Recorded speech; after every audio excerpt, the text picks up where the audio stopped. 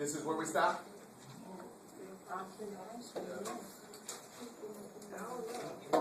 Did we do suicide bombers? No. We stopped at biology and beliefs.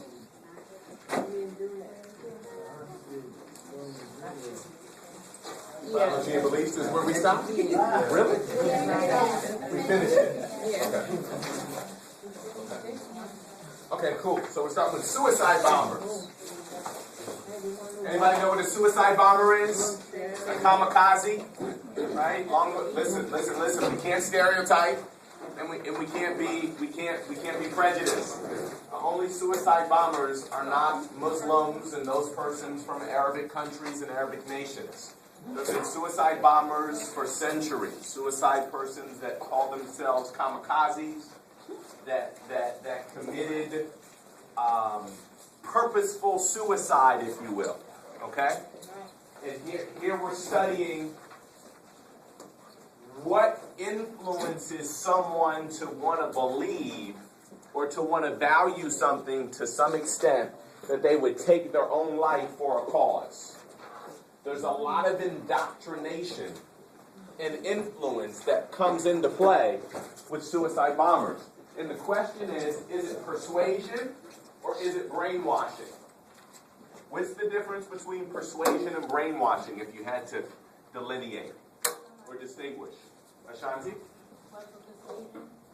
How would you distinguish between persuasion and brainwashing? Persuasion is somebody needs something seem good that they just really do, and brainwashing is don't brainwash a child when you're young and your mind not fully developed. Interesting ideas. Persuasion is looked at more positively than brainwashing.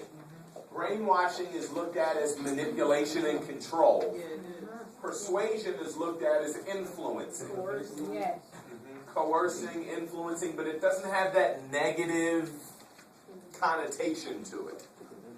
Yeah, convince, to coerce, to influence. All right? Brainwashing is manipulation and control. What leads one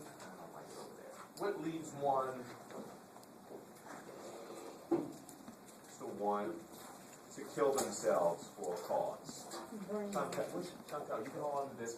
You guys, turn in your chapter reviews at the end of class because I want you to use your chapter reviews for notes for the presentation.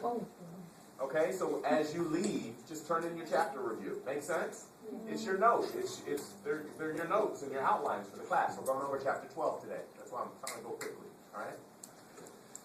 All right, so there are methods of indoctrination. Sounds like a wonderful question on the midterm. What are the 4 methods of indoctrination? Number 1 is entrapment. Well, we know what entrapment means because we've studied that. It's someone feeling as if they're obligated to fight for something because they've spent so much time and effort and energy, blood, sweat, and tears involved in a cause or involved in an issue, involved in a community. Involved in it. Listen, check this out. We pick on suicide bombers. Listen, I'm going to get you real quick.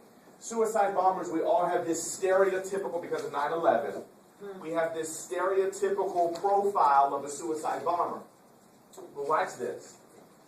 A bomber is simply someone that causes destruction to their community and takes their own life, right? They destroy what's theirs. Rioting could be looked at as suicide bombing. Yes. Have you ever noticed that when African Americans or Latinos or even Eastern Europeans in Bosnia or Germans or what have you, when people within their community feel socially, politically, and economically oppressed, they don't burn up somebody else's community. So when you destroy your own, it's an act of suicide. It can be homicide and suicide, because when my man flew his plane into the World Trade Center, not only did he kill himself, he killed others, but a suicide bomber not only wants to take his life, but he's taking his life for a cause. So during the civil rights riots and so on and so forth, you had people who felt disenfranchised and they no longer cared about what was theirs because they felt like it really wasn't theirs. Now, I'm not condoning or in agreement with rioting. I'm just giving you the psychology behind why somebody would want to burn up their own place. Why would somebody want to burn up their neighborhood? Because they don't feel it's theirs. It's theirs, but it's not theirs. And so it's their way of saying, you know what, I'm going to show you how much I care about something that you're trying to convince me is mine, but it's really not mine, it's really yours, and I know it's yours. So I'm really not destroying my community, I'm destroying what you own, or what you govern, or what you control socially, politically, and economically. That's the thinking or the psychology behind it. But entrapment is the first one. The second method of indoctrinating somebody to be a suicide bomber is explaining problems using one attribution. It's all the fault of those bad people. It's all the fault of those bad people. We have to eliminate them. So we oversimplify and we overgeneralize. So number 2 would be oversimplification and overgeneralization regarding bad people. It's all of them. We have to kill the Americans. We have to kill the Egyptians. We have to kill the Libyans. We have to kill the Chinese. Every Chinese person needs to... Okay. How intelligent does that sound? Offering a new identity and a new salvation. If you do this, if you fly this plane into 9/11, you will gain this in the afterlife. You will be a prince and a king in the afterlife. You will have access to this and that and the third in the afterlife. That's not true, right?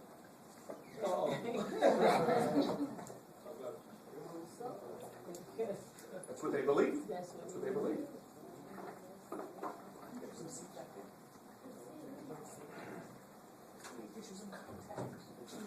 For some carrot juice.